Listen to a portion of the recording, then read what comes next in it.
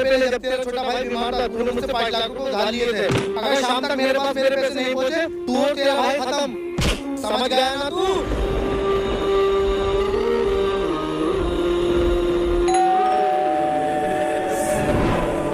जी बताइए।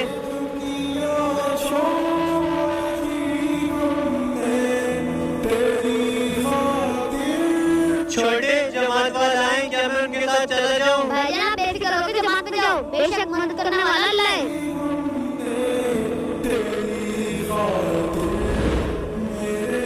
छोटे, जिस दिन से मैं जमात में गया हूँ वो लोग पैसे लेने नहीं आए। नहीं है भाईजान, आप जिस दिन जमात में गए थे आपने तो उसी दिन पैसे दे दिए थे। मैंने